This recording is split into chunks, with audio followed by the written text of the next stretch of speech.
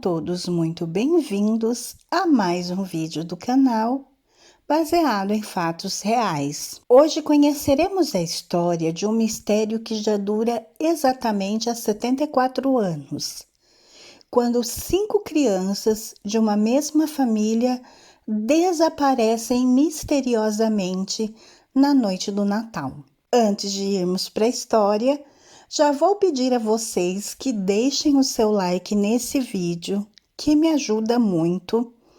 Ajuda a impulsionar o meu canal para que ele chegue a outras pessoas. Se inscrevam no canal e ativem o sininho de notificação. É muito importante que vocês se inscrevam, ativem o sininho, assistam o vídeo todo, deem o like, comentem. O YouTube está desinscrevendo as pessoas dos canais. Vocês fazendo esses passos, o YouTube vai entender que vocês gostam do conteúdo do canal, além de manter ativa a inscrição de vocês, ainda vai enviar o vídeo para outras pessoas.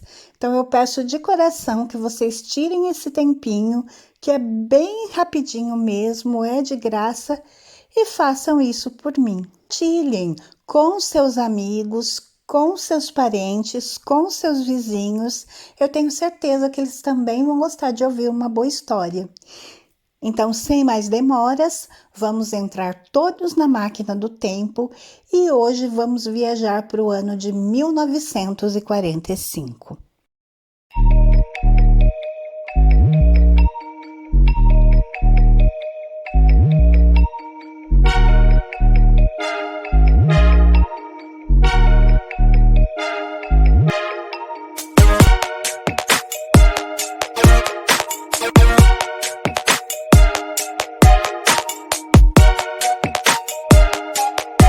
Na véspera de Natal, dia 24 de dezembro de 1945, um incêndio destruiu a casa da família Soder, em Fayetteville, West Virginia, Estados Unidos. Nessa época, moravam na casa George Soder e sua esposa Jenny e 9 dos seus 10 filhos. Durante o incêndio, George, Jenny e 4 dos 9 filhos escaparam. Os corpos das outras 5 crianças nunca foram encontrados.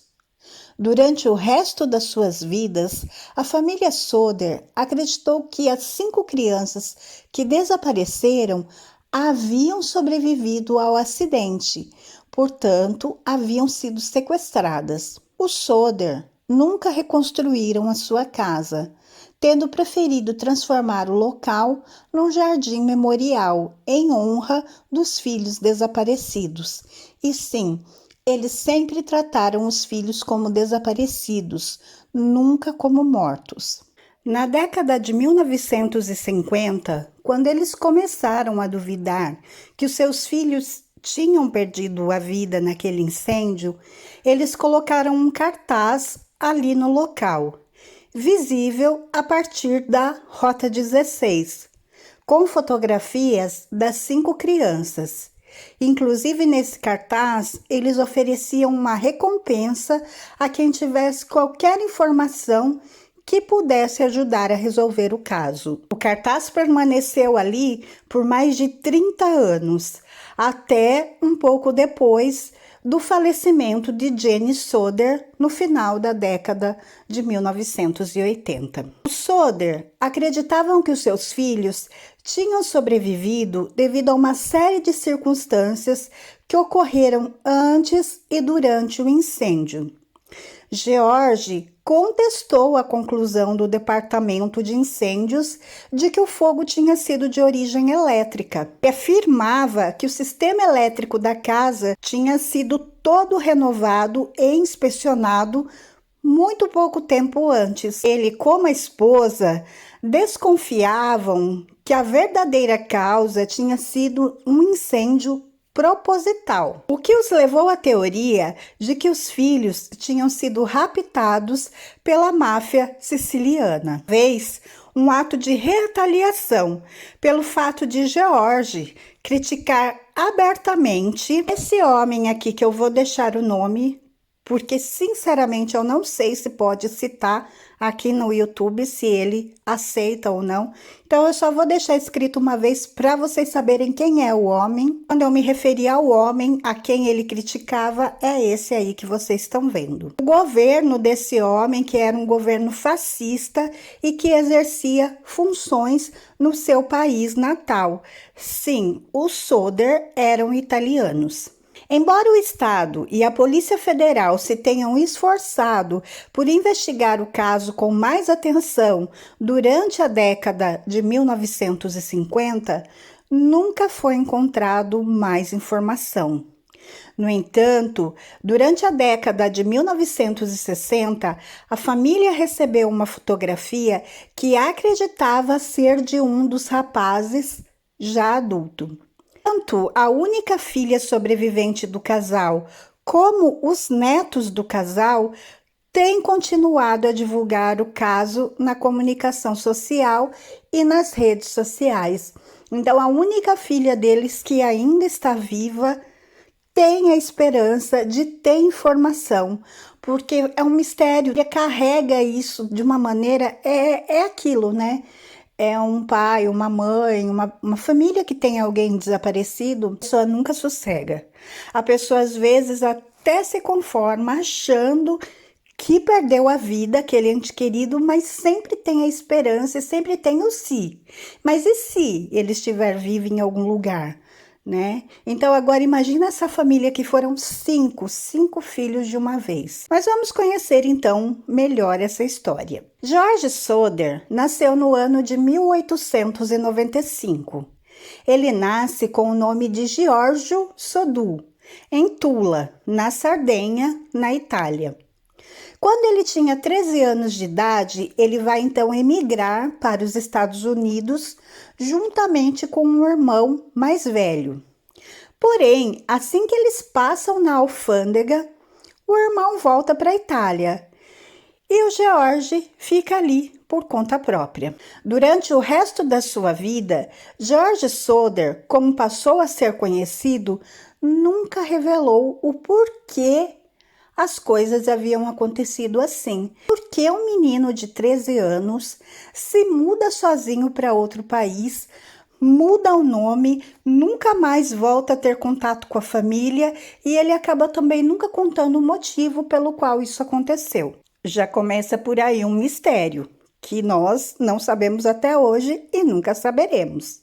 Eventualmente, Sodré arranjou trabalho nos caminhos de ferro da Pensilvânia, levando água e outros mantimentos aos trabalhadores. Após alguns anos nesse trabalho, arranjou um outro trabalho em Smithers, West Virginia, como caminhoneiro ou caminhonista, como falamos aqui em Portugal. Passando mais alguns anos, ele acaba abrindo a própria empresa de caminhões, que transportava terra para locais de obras e mais tarde carvão para as muitas minas da região. Jenny Cipriani, que se viria a casar com ele, era filha de um merceeiro e também era da Itália e tinha emigrado para os Estados Unidos. Se casam então e vão morar ali nos arredores de Fayetteville, que tinha uma grande população de imigrantes italianos. Era uma casa boa, uma casa de 2 andares, que ficava não muito distante ali da cidade. Em 1923, nasce o primeiro de 10 filhos que eles vão ter. O negócio do George prosperava e sua família tornou-se uma das famílias de classe média mais respeitadas da região. Palavras de um oficial local. Tanto, o George, ele tinha muitas opiniões fortes sobre vários assuntos e ele não ficava quieto, ele sempre expunha muito as suas opiniões. O que por vezes fazia com que as pessoas se afastassem dele ou até mesmo ficassem com raiva dele. A sua oposição ao homem italiano tinha causado um particular desconforto e confrontos com os restantes membros dos imigrantes dos italianos que ali viviam. A filha mais nova do casal, Sylvia, nasceu em 1943. Nessa época, o filho mais velho, Joey, ele já tinha saído de casa porque ele foi prestar serviço militar durante o Segundo Conflito Mundial.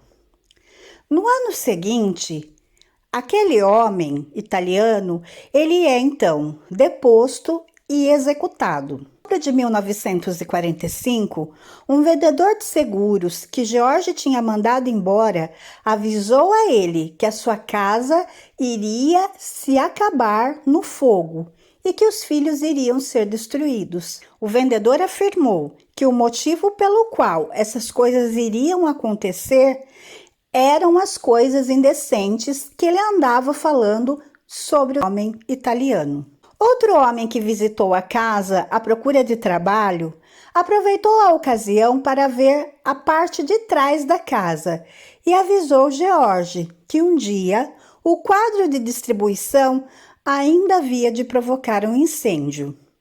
George ficou confuso com aquela observação, porque, como já dito antes, o sistema elétrico da casa dele havia sido todo renovado, porque ele havia instalado um forno elétrico e renovado toda a eletricidade da casa. Inclusive, feito isso com uma empresa, e a empresa tinha dito que estava tudo seguro, tudo na mais perfeita ordem. Nas semanas anteriores ao Natal desse ano, os seus filhos mais velhos também repararam num carro estranho estacionado na estrada principal que atravessava a cidade. E as pessoas dentro do carro observavam os filhos mais novos do casal no caminho de volta da escola. Na véspera de Natal de 1945, os Soder estavam comemorando. Marion, a filha mais velha, havia estado trabalhando na loja dos 300, que era em Fayetteville, e surpreendeu 3 das suas irmãs mais novas, que eram Marta, de 12 anos, Jenny, de 8 e Betty, de 6, com brinquedos novos que ela tinha comprado como presente de Natal para as crianças. As crianças ficaram tão animadas que pediram à mãe para ficarem acordadas até um pouco mais tarde nesse dia. Às 10 da noite, a Jenny disse que sim, deu permissão para elas ficarem acordadas até um pouco mais tarde, desde que os 2 rapazes um pouquinho mais velhos ainda estivessem acordados também. Eram Maurice, de 14 anos, e Lois, de 10. Ainda disse a eles que eles não podiam se esquecer de guardar as vacas e alimentar as galinhas antes de irem se deitar, visto eles morarem em um sítio. E os filhos mais velhos, John, de 23 anos, e George Jr., de 16, tinham passado o dia trabalhando, estavam cansados e já estavam dormindo. Depois de dizer aos filhos para não se esquecerem das suas tarefas, Jenny colocou a sua filha Sylvia, de 2 anos, na cama para dormir e foi dormir também. O telefone tocou à 00:30 e Jenny desceu até o andar de baixo para atender. Ainda meio sonolenta, sem saber o que estava acontecendo, ouviu a voz de uma mulher que não reconheceu. A mulher pedia para falar com uma pessoa que a Jenny não conhecia. Mas, ao mesmo tempo, ela ouvia risos e barulho de copos no fundo ali da ligação da mulher. Jenny disse à pessoa do outro lado da linha que se tinha enganado no número e mais tarde lembrou que aquela mulher deu uma risada estranha. Desligou e voltou para a cama. Quando ela fez isso, ela reparou que as luzes ainda estavam ligadas e que as cortinas não estavam corridas. 2 coisas que as crianças sempre faziam quando iam dormir depois dos pais. Marion tinha dormido no sofá. Por isso, Jenny entendeu que as outras crianças que tinham ficado acordadas até mais tarde também tinham ido dormir. Elas dormiam no sótão. Correu as cortinas, apagou as luzes e voltou a se deitar. 1 da manhã, Jenny acordou novamente com o som de um objeto batendo no telhado da casa com um estrondo e depois várias batidas no telhado. Depois de não ouvir mais nada durante algum tempo, voltou a dormir, mas acordou mais uma vez, meia hora depois, quando já começou a sentir o cheiro da fumaça. Quando se levantou novamente, viu que o escritório de George estava pegando fogo à volta da linha telefônica e do quadro de distribuição. Jenny então acordou o marido e o marido acordou os filhos mais velhos.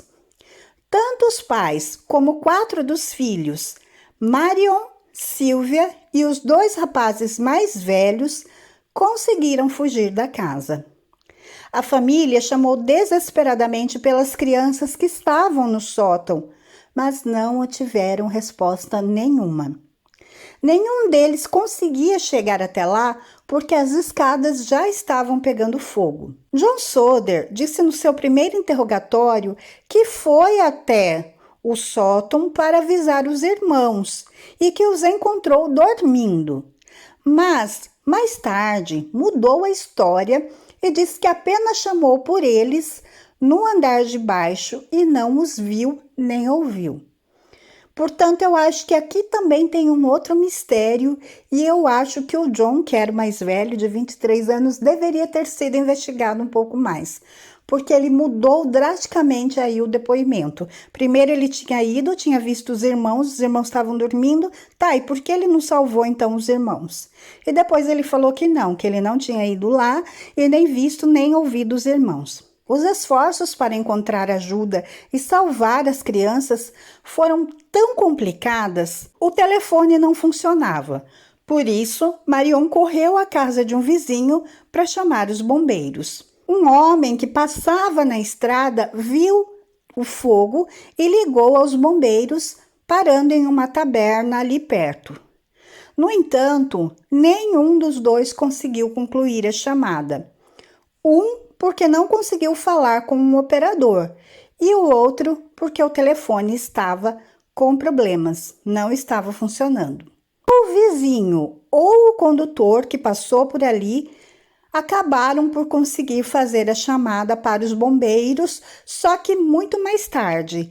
Essa chamada foi feita de um telefone no centro da cidade. George, que estava descalço, subiu pela parede e abriu uma janela do sótão, acabou até cortando o braço enquanto fazia isso. Ele e os filhos queriam usar uma escada para subir no sótão e resgatar as outras crianças que estavam lá dormindo. Mas a escada não estava encostada na parede como ficava de costume, e não conseguiram encontrá-la em nenhum lugar ali por perto. Um barril de água que podia ter sido utilizado para apagar o incêndio estava com a água congelada.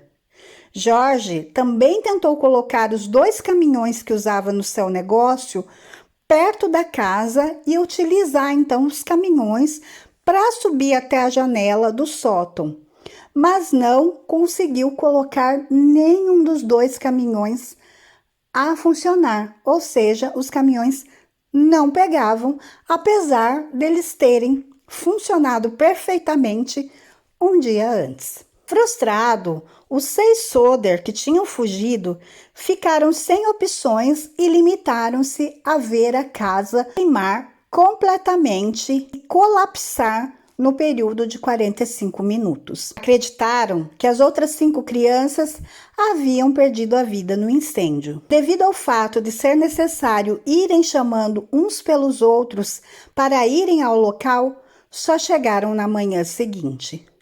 O chefe, F.J. Morris, disse no dia seguinte que normalmente para eles atenderem um chamado já demorava e que tinha sido atrasada pelo fato de ele não saber dirigir o carro dos bombeiros, o que o obrigou a esperar alguém que soubesse. Um dos bombeiros era irmão de Jenny, e quando chegaram lá, já não puderam fazer mais nada além de analisar as cinzas que sobraram da casa do Soder. Amanhã, o F.J. Morris disse ao casal Soders que não tinha encontrado nenhum corpo, algo que seria de esperar se as crianças realmente estivessem dentro da casa. alguma parte, algum resquício tinha de ser encontrado ou até mesmo as cinzas. Segundo outra testemunha, chegaram a encontrar-se fragmentos de ossos e órgãos, mas os bombeiros não quiseram informar a família. Mas isso dos ossos e dos órgãos vai ter uma explicação mais adiante nesse vídeo. Portanto, continuem aí, tá? Já digo, não eram das crianças. Apesar de tudo, Morris era da opinião que as 5 crianças desaparecidas tinham perdido a vida no incêndio, sugerindo que as temperaturas tinham sido altas o suficiente para queimar completamente os corpos. O chefe dos bombeiros pediu a George para não mexer no local do incêndio até que o departamento de incêndio pudesse levar a cabo uma investigação mais aprofundada. No entanto, 4 dias depois, nem ele nem a esposa conseguiam olhar mais para o local. Por isso, George colocou muita terra por cima das cinzas, com a intenção de transformar o local num jardim em memória das crianças. O médico legista convocou um inquérito no dia seguinte, que chegou à conclusão de que o incêndio se tratou de um acidente local causado por uma avaria no sistema elétrico. Entre os jurados que confirmaram esta conclusão, encontrava-se o homem que tinha ameaçado George Soder que a sua casa seria queimada e seus filhos destruídos por causa das críticas que ele havia feito àquele homem. As certidões de óbito das 5 crianças foram emitidas no dia 30 de dezembro. Rápido, né? No jornal local, uma notícia muito contraditória. Afirmavam que todos os corpos haviam sido encontrados. Mais tarde, acabaram noticiando que apenas parte de um corpo havia sido encontrado. George e Jenny estavam muito perturbados psicologicamente para estar no funeral dos filhos, que foi no dia 2 de janeiro de 1946. Mas os seus filhos que haviam sobrevivido, os outros, participaram sim do velório. Pouco tempo depois do acidente, à medida que foram começando a reconstruir as suas vidas, os Soder começaram a questionar as descobertas oficiais do incêndio. Questionaram por que motivo as luzes de Natal permaneceram acesas durante um bom tempo do incêndio. Se o incêndio havia sido causado por uma pane elétrica, como é que as luzes de Natal continuaram acesas ainda depois de um tempo? Depois, eles encontraram a escada que tinha desaparecido da casa na noite do incêndio a 23 metros de distância. O reparador do telefone disse ao Soder que a linha telefônica da casa não tinha pegado fogo como eles pensaram, mas tinha sido cortada por alguém que estava disposto e tinha capacidade para subir 4,5 metros pelo poste e afastar-se 61 centímetros para conseguir cortar o fio. Um homem que havia sido visto roubando blocos da propriedade na época do incêndio foi identificado e preso.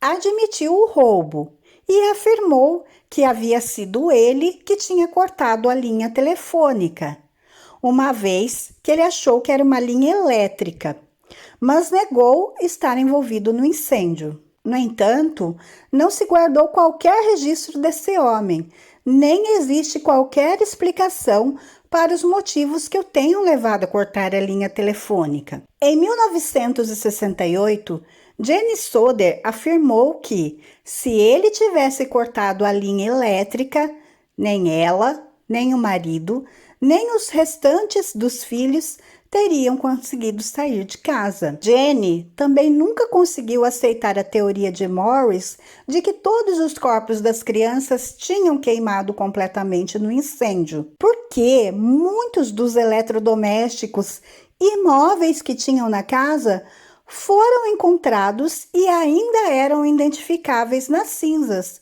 assim como pedaços do telhado, pedaços de aço. Jenny comparou o resultado do incêndio na sua casa com os de outro incêndio que tinha ocorrido na mesma época, inclusive em que uma família de 7 pessoas havia falecido. Nesse caso, havia registro de que tinham sido encontrados todas as vítimas. Outra coincidência estranha, né? Outro incêndio em outra casa, onde a família toda também acabou perdendo a vida. Nesse outro incêndio dessa outra família, chegou mesmo a queimar pequenas pilhas de ossos de animais para ver se os ossos desapareciam por completo. E isso não aconteceu. Jenny também entrou em contato com um funcionário de um crematório local que lhe disse que os ossos humanos resistem, mesmo depois de os corpos serem queimados, a 1090 graus durante 2 horas. Muito mais tempo e temperaturas muito mais elevadas do que a que ocorreu no incêndio na sua casa. O fato de os caminhões não terem funcionado também é algo de se estranhar. George Soder achava que eles tinham sido sabotados, possivelmente pelo mesmo homem que tinha roubado os blocos e que tinha cortado a linha telefônica. No entanto, um dos seus genros disse ao Charleston Gazette Mail em 2013 que talvez, com a pressa de arrancar com os caminhões, Soder e os filhos possam ter inundado ou molhado os motores. Alguns relatos também sugerem que a chamada telefônica feita para a casa do Soder nessa noite também poderia estar relacionada de alguma forma com o incêndio e o desaparecimento das crianças. No entanto, os investigadores acabaram por encontrar mais tarde a mulher que fez essa chamada, e ela falou que ela realmente ligou enganado. À medida que a primavera ia chegando, os Soder cumpriram a sua promessa e plantaram flores na terra que tinha sido colocada por cima da casa. A Jenny cuidou daquele jardim com todo cuidado e amor até ela morrer. No entanto, novos desenvolvimentos que surgiram no início de 1946 levaram a família a acreditar cada vez mais na hipótese de que os filhos ainda estavam vivos. Em primeiro lugar, surgiram provas que não apoiavam a teoria de que o incêndio não tinha começado no sistema elétrico, mas sim que tinha sido proposital. Alguém tinha colocado fogo ali na casa.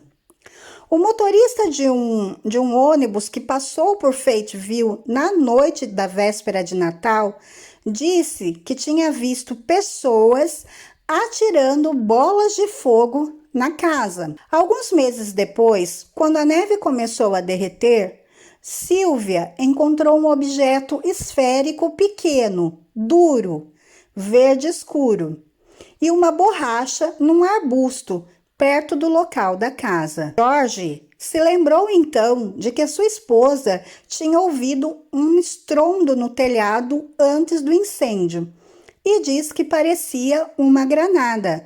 Também afirmou mais tarde que, ao contrário da conclusão do marechal de incêndios, o incêndio tinha começado no telhado. Ora, eles não tinham provas desse ocorrido. As testemunhas afirmavam ter visto as crianças.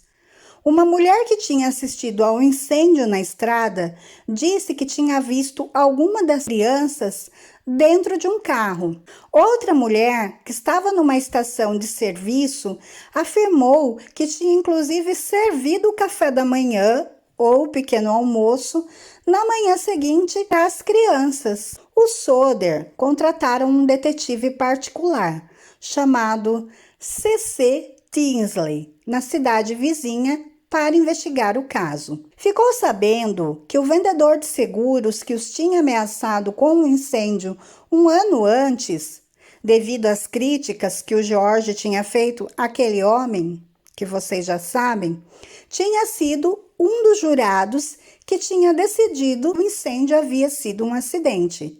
Ouviu rumores que, apesar do Morris ter dito à família que não tinham encontrado restos mortais nas cinzas, tinham encontrado um coração que mais tarde foi colocado dentro de uma caixa de metal e enterrado em segredo. Aparentemente, Morris havia feito essa confissão a um padre local.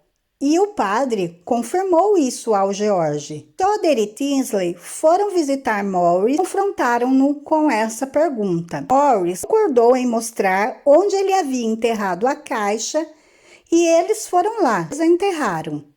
Levaram o que encontraram dentro da caixa ao diretor de uma funerária, que depois de examinar, chegou à conclusão de que se tratava de um fígado de porco fresco que nunca tinha pegado fogo. Mais tarde, correu um boato ali na cidade que o Morris admitiu que a caixa com o fígado não tinha vindo do incêndio.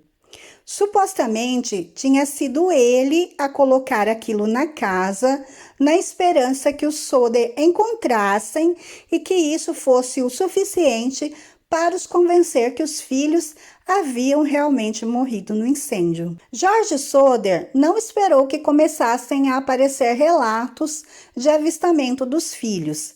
Às vezes, era ele próprio que afirmava vê-los. Depois de ver uma fotografia de um grupo de jovens bailarinas em Nova York, George achou que uma delas era parecida com uma de suas filhas desaparecidas. Por isso, ele foi até a escola, onde ele insistiu que queria ver a jovem, mas não lhe deixaram.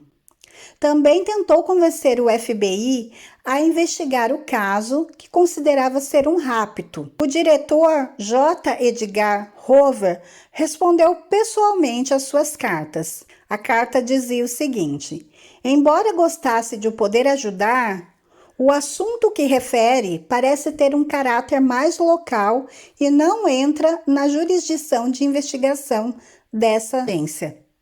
Acrescentou que se as autoridades locais pedissem a ajuda, então não teria qualquer problema em ele enviar agentes para o local.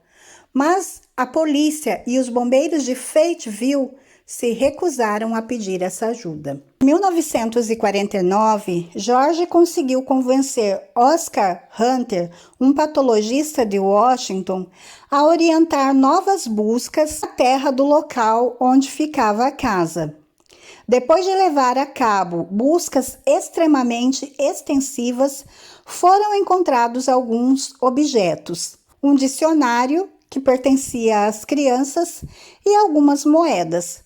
Foram também desenterrados alguns fragmentos de ossos que foram classificados como vértebras humanas.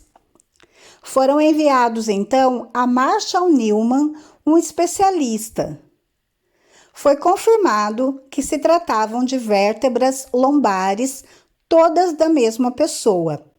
O relatório de Newman afirmou que uma vez que as aberturas transversais se encontram fundidas, a idade desse indivíduo, na época da morte, seria entre os 16 e os 17 anos. A idade máxima seria de cerca de 22 anos, uma vez que a centra, que normalmente se funde aos 23 anos, ainda não estava fundida. Assim, tendo em conta esse intervalo de idades, não era muito provável que os ossos pertencessem a qualquer uma das 5 crianças desaparecidas, uma vez que o mais velho, o Maurice, tinha apenas 14 anos de idade. Acrescentou que os ossos não mostravam sinais de terem sido expostos ao fogo.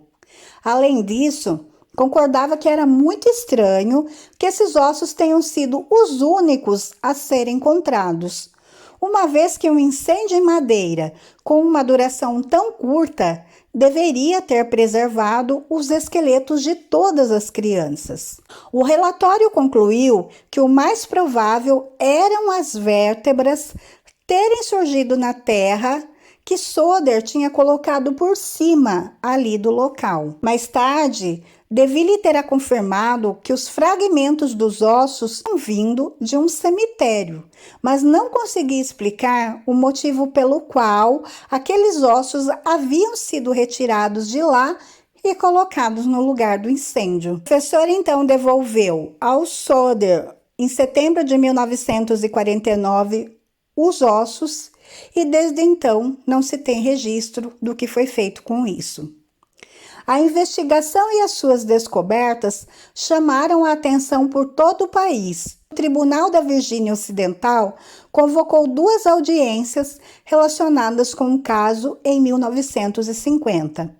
No entanto, o governador Patterson e o superintendente da Polícia Estatal disseram aos Soders que o caso era impossível e o encerraram definitivamente. O FBI decidiu que tinha jurisdição se tratasse de um rapto interestatal, mas desistiu do caso ao fim de 2 anos porque não encontrou pista alguma. Mesmo depois de o caso ser arquivado, a nível oficial, os Soder nunca perderam a esperança. Imprimiram folhetos com fotografia das crianças, os quais ofereciam uma recompensa de $5.000, valor que duplicou depois, com o tempo, a quem tivesse informações que ajudassem a resolver, nem que fosse o desaparecimento de um dos filhos, nem que alguém desse informação de pelo menos um, de onde estava. Em 1952, colocaram um cartaz no local onde encontrava-se a casa, que é aquele cartaz que ficava na Rota 60. Com o passar do tempo, aquele cartaz se tornou um marco para quem passava por ali. Afinal, o cartaz ficou ali por mais de 30 anos.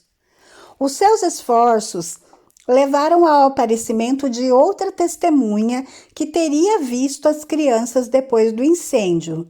Era a Ida, gerente de um hotel, que afirmou que tinha visto as crianças uma semana depois. Ela disse: "Me lembro da data ao certo. As crianças tinham entrado no hotel por volta da meia-noite, acompanhadas de 2 homens e 2 mulheres, todos com um aspecto que ela achou de origem italiana. Quando tentou falar com as crianças, um dos homens olhou para mim de forma hostil, virou-se e começou a falar rapidamente com as crianças em italiano. Depois disso, mais ninguém falou comigo. Recordava-se que tinham saído do hotel cedinho, na manhã seguinte. No entanto, os investigadores de hoje em dia não acham essa história credível, uma vez que ela só tinha visto fotografias das crianças 2 anos depois do incêndio e 5 anos antes de contar a história. George Soder seguia pessoalmente as pistas, viajando para as zonas onde estas iam aparecendo. Por exemplo, uma mulher em St. Louis afirmou que Marta estava presa num convento nessa zona. O dono de um bar no Texas afirmou que tinha ouvido 2 pessoas falando de forma suspeita sobre um incêndio que tinha acontecido na véspera de Natal, na Virgínia Oriental. Nenhuma dessas pistas foi considerada relevante. Quando George ouviu dizer mais tarde que um parente de Jenny tinha filhos parecidos com os dele, o parente teve de provar que os filhos eram dele para George ficar tranquilo. Em 1967, Soder foi até a área de Houston investigar outra informação. Uma mulher tinha enviado uma carta à família, na qual afirmava que o Louis lhe tinha revelado a sua verdadeira identidade uma noite quando estava bêbado. A mulher acreditava que tanto ele como Maurice estavam vivendo em algum lugar no Texas. Mas Soder e o seu genro Grover não conseguiram falar com ela. A polícia local conseguiu ajudá-los a identificar os 2 homens que ela tinha falado, mas os homens negaram ser os seus filhos desaparecidos. Mais tarde, o genro então do George, ele disse que o George duvidou sim da negativa dos dois jovens para o resto da vida. Então ele achou naquele momento que aqueles meninos eram sim os filhos dele que estavam desaparecidos. Agora, se esses meninos realmente sobreviveram, estavam vivos, se escondendo em algum lugar, ou por que será? Noutra carta que receberam nesse ano, os Soder obtiveram aquela que acreditaram ser a prova mais concreta que o Louis ainda estava vivo. Um dia, Jenny encontrou uma carta para ela no correio, que tinha sido enviada do Kentucky, mas não tinha remetente. Lá dentro, encontrou a fotografia de um jovem com cerca de 30 anos de idade, com feições muito parecidas com a de Louis, que na época teria mais ou menos uns 30 anos se ele tivesse sobrevivido do incêndio. Na parte de trás da fotografia estava escrito Louis Soder. Contrataram outro detetive para ir até Central City e investigar essa carta. Mas esse detetive nunca enviou qualquer informação ao Soder e eles não mais conseguiram localizá-lo. Apesar de tudo, a fotografia lhes deu esperança. Acrescentaram-na ao cartaz e colocaram uma versão aumentada da foto por cima da lareira. No ano seguinte, George admitiu ao jornal Charleston que a falta de informação o fazia sentir-se como se estivesse a bater contra uma parede. Não conseguimos avançar mais. Apesar de tudo, ele prometeu que iria continuar buscando pelos filhos. Estamos a ficar sem tempo, admitiu noutra entrevista. Mas só queremos saber.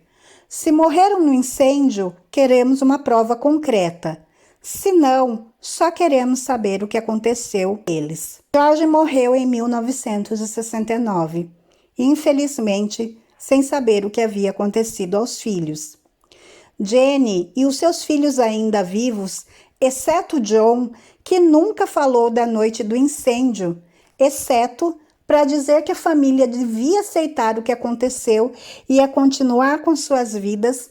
E é aí que eu digo que o John tinha que ter sido investigado, porque as atitudes dele desde o dia do incêndio são muito estranhas. Continuaram procurando respostas sobre o que tinha acontecido às 5 crianças desaparecidas. Após a morte de George, Jenny ficou na casa da família, vestiu-se de negro o resto da vida em luto pelo marido e continuou a cuidar do jardim no local da antiga casa. Foi só depois da sua morte, em 1989, que o cartaz foi retirado ali da frente da casa. Os filhos do casal que sobreviveram e os seus próprios filhos, ou seja, os netos do casal Soder, continuaram a correr atrás de pistas, a fazer publicações sobre o caso.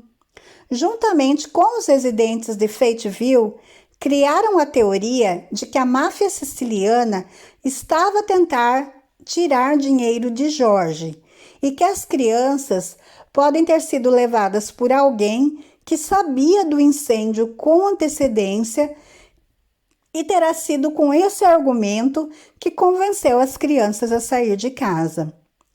É possível que tenham sido levadas para a Itália. Se as crianças tivessem sobrevivido todos aqueles anos e soubessem que os pais e os irmãos estavam procurando por eles, é possível que tenham evitado contato para os proteger e para se proteger também. Em 2015, Sylvia, a filha mais nova da família, que era a única dos filhos que estava na casa na noite do incêndio, que ainda estava viva, disse que essa noite é a memória mais antiga que ela tem. E ela diz que ela foi a última das crianças a sair de casa. Disse que costumava ficar acordada até tarde com o pai e falar sobre o que poderia ter acontecido. que sentiu a tristeza dos pais durante todos aqueles anos.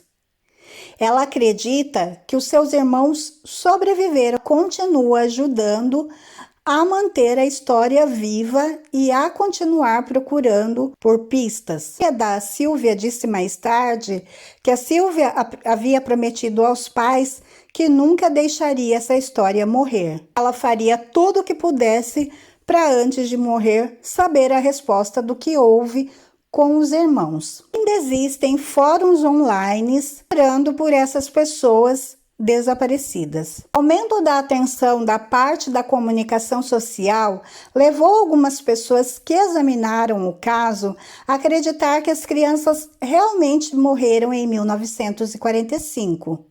Jorge Bragg, um escritor local que escreveu sobre essa história, acredita que John Soder estava dizendo a verdade no primeiro depoimento que prestou, quando diz que tentou acordar os irmãos antes de sair de casa. No entanto, admite que sua conclusão pode não estar correta. A lógica leva-nos a acreditar que as crianças realmente morreram no incêndio, mas nem sempre podemos seguir o caminho da lógica. Após ouvir e conhecer essa história, o que vocês acham? As crianças realmente morreram naquele incêndio ou elas foram sequestradas e levadas antes? Será que elas continuaram vivas após o incêndio, vivendo escondidas por algum motivo?